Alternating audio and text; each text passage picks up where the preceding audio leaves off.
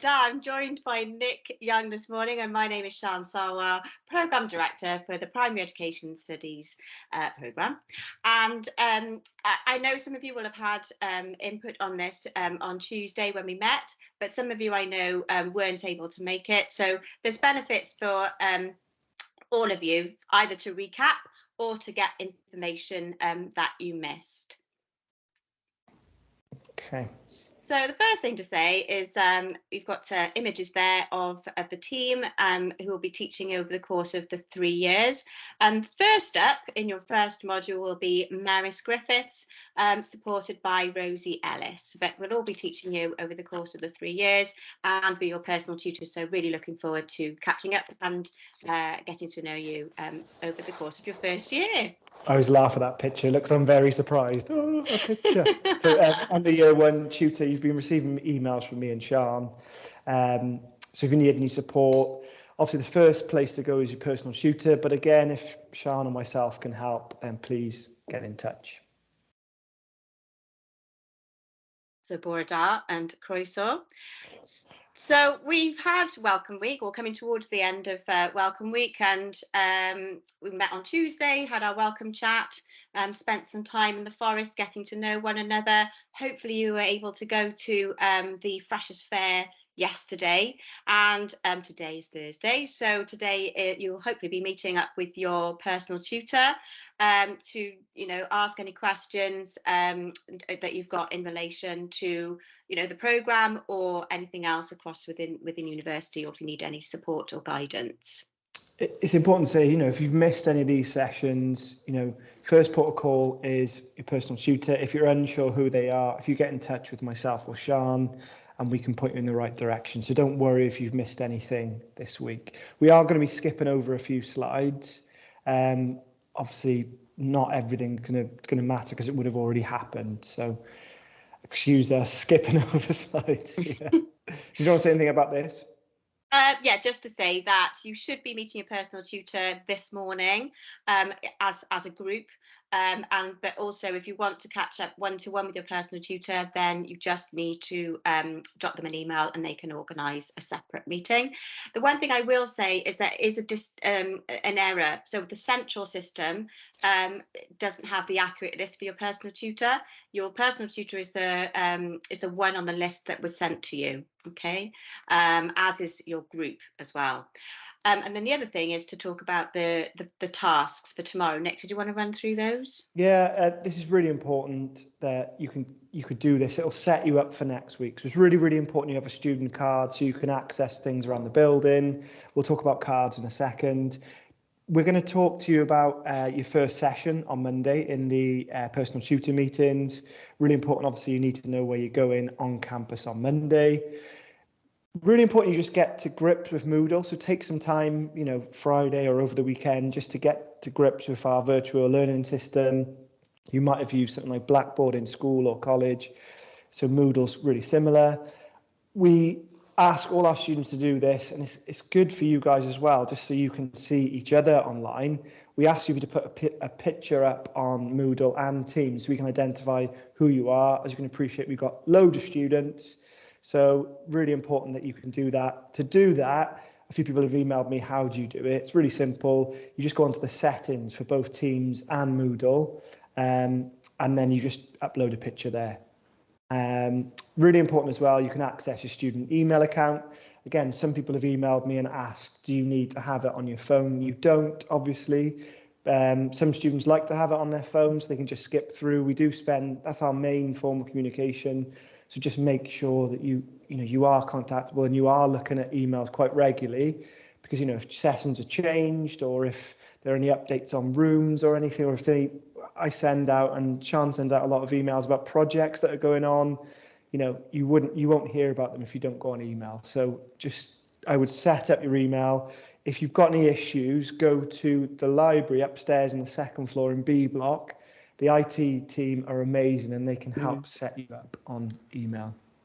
And just to add really a point about the email, it is your Cardiff Met email that we'll be using. It's only in very, very exceptional circumstances that we can email your personal accounts. And really after this week, it will be, the programme email and your Cardiff Met's email, Cardiff Met email. Okay. Yeah. And it is, as Nick said, really important to check it regularly so that you can, keep on top of what's going on. Okay. Sorry, Sian, you just reminded me as well. I've had a few emails about EduRoam. EduRoam is absolutely amazing, and EduRoam it can be used across the UK. Any university you're near, you'll have access to EduRoam. People having issues, they always do have issues getting onto EduRoam. You have to have your ST number, whatever it is, so ST at cardiffmet.ac.uk. You have to have that, and then your password. And you have to go for EduRoam. Don't go for guest. Don't go for set up EduRoam. It has to just be EduRoam. And it's brilliant. Once you're on once, you are set up. That's it. But yeah, I'm getting lots of emails about I can't get on the guest system. I can't get on setup. It's simple, but just need to follow those procedures. Again, if you're stuck, pop up to IT in the Learning Centre and I'll be able to help you. Yes. So on Tuesday, we had a lovely time down in the woods, and just to highlight that's a really important resource space. We use it it's embedded within our modules, and it also forms the basis of projects that we do. And so we're strong advocates of outdoor experiences across your experiences within Cardiff Met. So yes, it was an introduction there, but it certainly won't be the last time that you spend some time down there with us, which would be fantastic. We'll give you loads of notice, but make sure you got appropriate footwear. When we've got schools coming in, you are role models to them. So, coats are really important. It doesn't get cold. We are in Wales. Waterproof jackets, wellies are always good, boots. So yeah, it's going to get muddier and colder down there. So, it's worth bearing in mind. Done that. So on to student ID. Yeah, so your student ID is really important. So your Met card, and essentially you can't really get around without it, if I'm being totally honest. You need it to get through the doors, and you need it to do your photocopying and that kind of thing. So this week, if you missed the Freshers' Fair or you didn't get around to getting it yesterday, this week you can up until week 3 you'll be able to get it from Conference Room 1, which is pretty much next door to where we were on Tuesday. So Conference Room 1, get to reception and turn left, but if you are stuck, just ask in reception, then I'll signpost you there. But yeah, really important that you get your Met card. So you will have been assigned a personal tutor. You will have your forest experience, if you were on campus on Tuesday, will have been more than likely, certainly for nearly all of you, with your personal tutor. So you have your personal tutor who's assigned at the start, and they should stay with you then for the full 3 years, and they are your point of contact, sort of a part of the support system, part of the pastoral care that we offer on the programme. So you'll have your first meeting today with your personal tutor, and it'll be online and within your group. And the idea is that you have 3 sort of setup meetings, if you like, at different points of the year. So one at the beginning, one at the middle, one at the end. But that's not the only time that you can see your personal tutor. It's just that we have those kind of formal points within the year where we try and catch up with you all. But you can ask to speak to your personal tutor, and you might be signposted to your personal tutor at different stages during the course of the academic year. So you will have these 3 set up, these 3 meetings, but you can either request them, or at different points we might signpost you to your personal tutor. And we're basically, as personal tutors, we're that additional support that we can offer you, either to signpost you to different services within the university, or to offer advice and guidance in relation to your studies. Guys, it's really important as well. In terms of references, we obviously have a number of personal tutees as personal tutors. Make sure you ask your personal tutor, not just somebody like a module leader.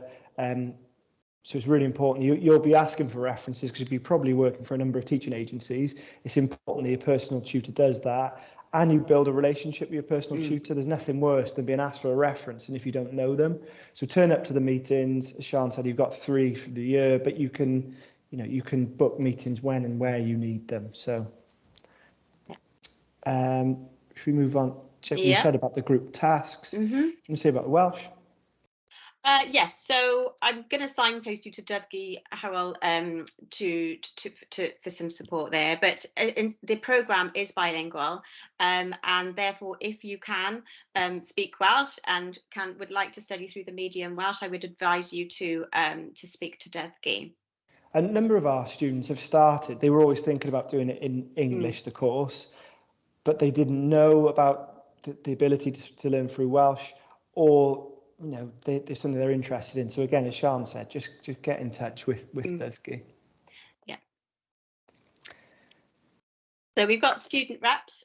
So student reps are a kind of a mechanism that we have within the programme that enable us to gain some feedback, and for you to have a voice and to share your views, and for us to respond to those views. And we have student reps in each year group. So this is just to sort of highlight that we would like one of you to be a student rep as well. Or how many should we have in the year, Nick? Well, we usually have representatives from 1.1 and 1.2. So last year we had quite a lot. We had 8 from one group and 6 from the other group.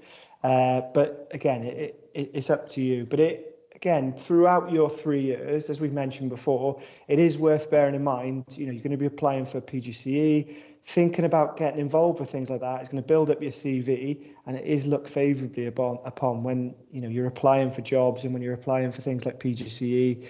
To say that you're a rep, it's not a great deal of work. Like I said, we meet once a month, but you really can alter your own student experience in that. You can speak to your group, think about what have you really enjoyed and what potentially could we do to develop. And the student reps this year, well, every year really, they really enjoy being part of the programme and they feel involved with that. So if it's something you're interested in, maybe you want more information, or you're definitely keen to do it, if you get in touch with me, and I'll let you know when we're meeting first. Thanks, Nick. I think it's the Pest Society next as well. Yeah, Pest Society, again, I mentioned this on Tuesday. This is something that was set up and used a lot before COVID. Just the presence for students is nothing to do with any of the lecturers. It's a completely student driven. It's actually funded by the SU. It is something where historically they've gone on trips. A lot of international students or people that weren't from Wales were really keen to explore Wales. So there's a pot of money to do that. This is run at the moment by year 2 and year 3 students. We are looking for new board members, or they are looking for new board members for that. If you are again interested in the Pest Society or learning more about it, if you email me, then I can put you in touch with the Pest Society. But they're really keen to have a social where they have year 1, year 2 and year 3 together. Do you want me to say about Pest TV as well? Oh yes, if you don't mind, Nick, that'd be great. Yeah. So again, Pest TV is something that we've set up historically. The videos are pretty short. They're driven again by you. So anything you want help with, as an example on Pest TV, a lot of students were confused with what exam boards were, what lectures and seminars are and how they're different, maybe help with finding journals. They're all really short guides that academic staff have put together, and a lot of our students have made videos and put them on there. So they're a really helpful resource. There's hundreds of videos on there. So if you just go on to search on YouTube, Pest TV, Cardiff Met, you can subscribe to any new videos that come up. You'll be notified, and just get in touch if there's any videos that you want that you think would be helpful for your student experience. Let us know and we can record those for you. So we're going to move on now to teaching learning, just to give you an idea of kind of what's coming up in the weeks ahead. So to start with, we go on to the next slide if you wouldn't mind. So hopefully, and if not, I would suggest that you do this. You download the Cardiff Met app. You can access all manner of things from there. So the one of which is your personal timetable, which is near the bottom down there. So if you need to know where you're going and what you're doing when, that information will be presented on your timetable. And just to highlight that is something that we'll be going through during the personal tutor meetings, just to sort of demystify some of the information that's on what the numbers mean and where the rooms are, on the timetable.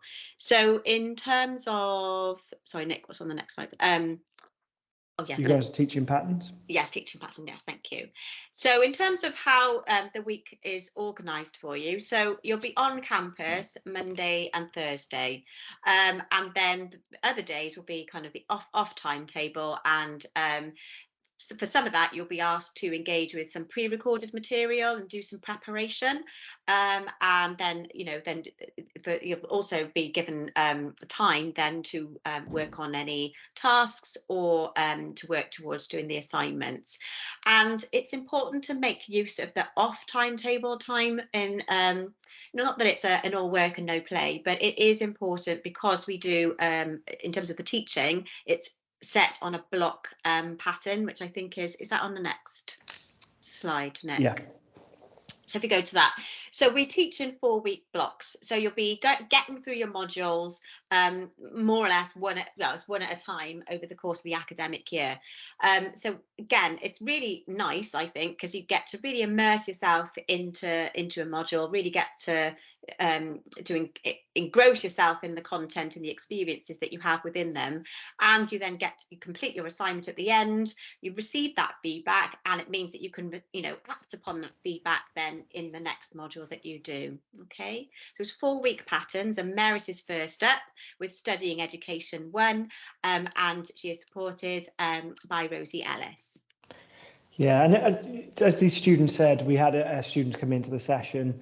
It's really important to use that time, but the students use maybe on a Friday, they go into schools to get that school experience. And I'm really jealous that you guys can go into schools and get paid.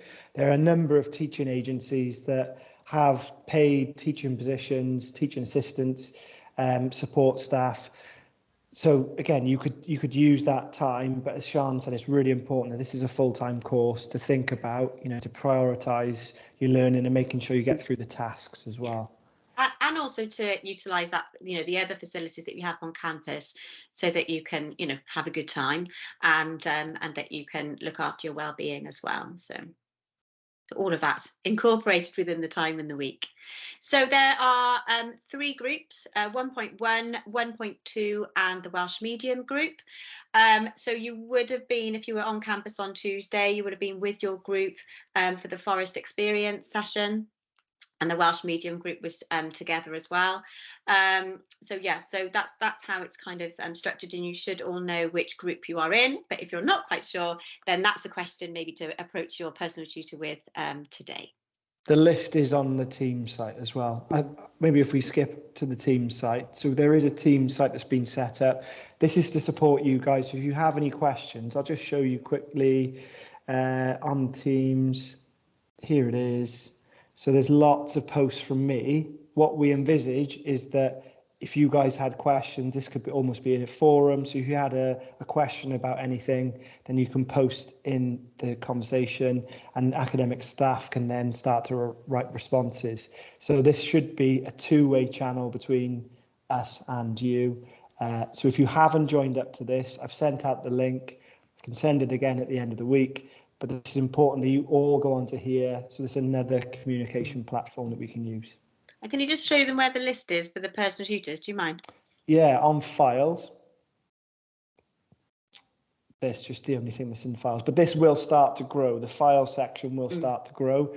I'll start to put on things there about placement. I'm sure Sian will start to populate this with files as well. Yeah. So mostly we'll be using Moodle, but this just supports as well as an additional communication channel. Yeah, so if you're not sure what group you're in or who your personal teacher is, you can go onto Teams, click on the link, and check for yourself.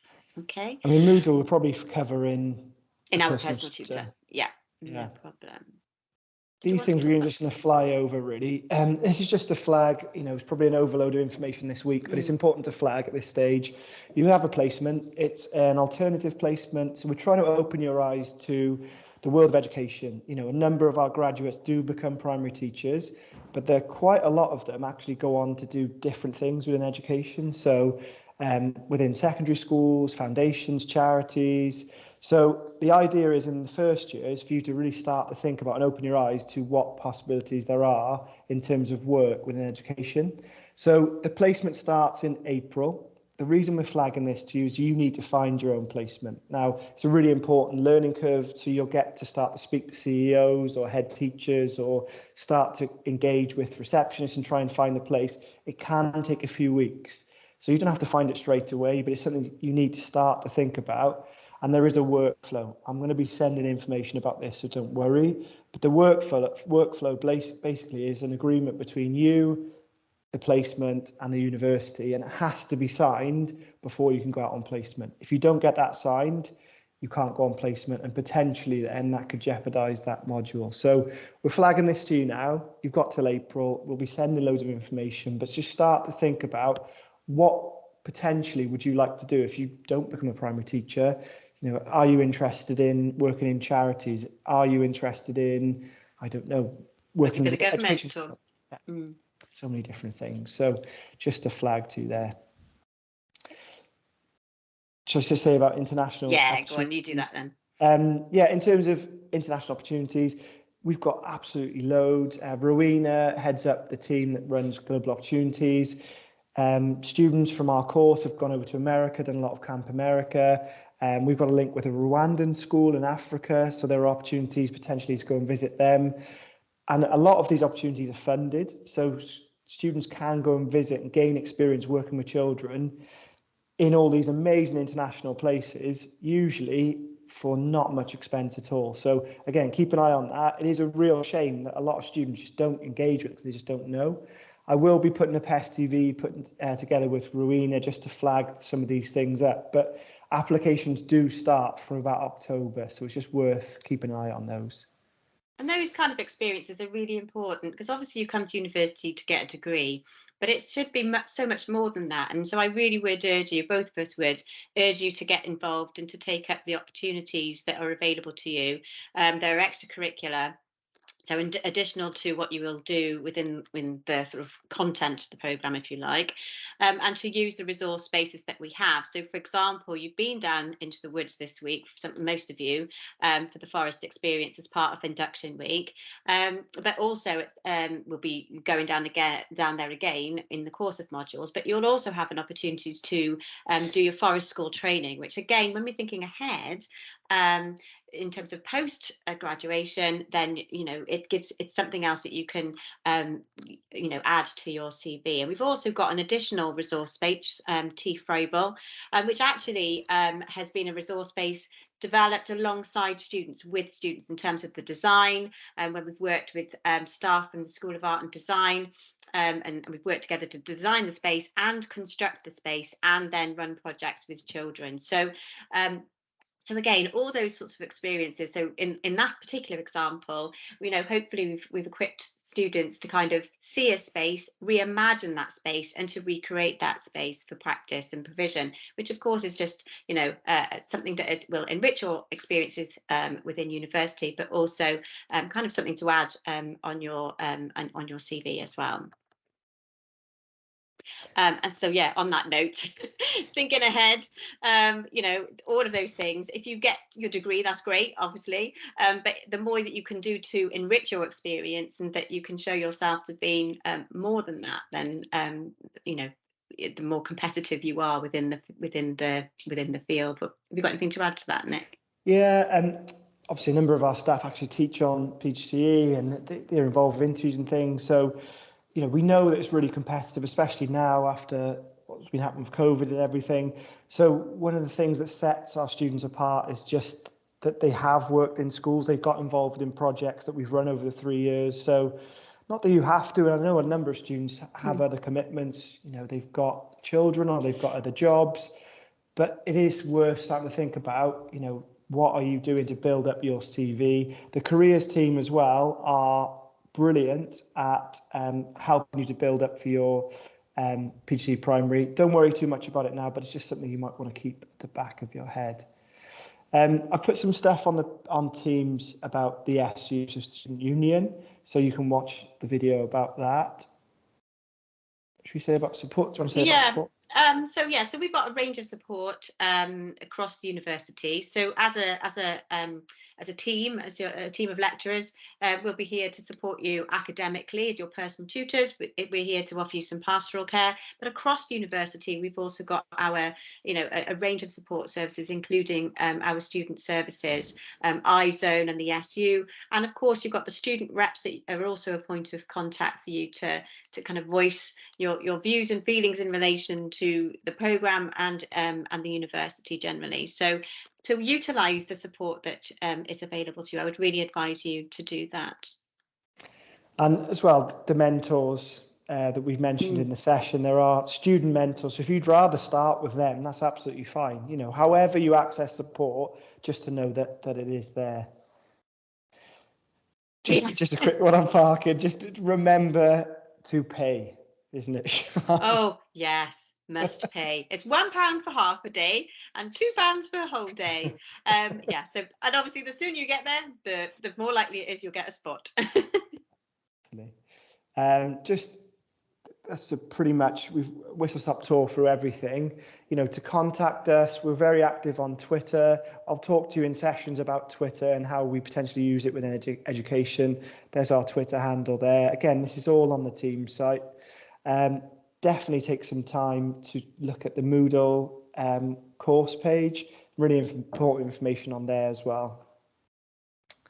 Sian, anything you want to add before we finish? No, I think that's it from us, other than to hope you've had a good week so far. Really looking forward to seeing you in the coming weeks and for you to have a great weekend.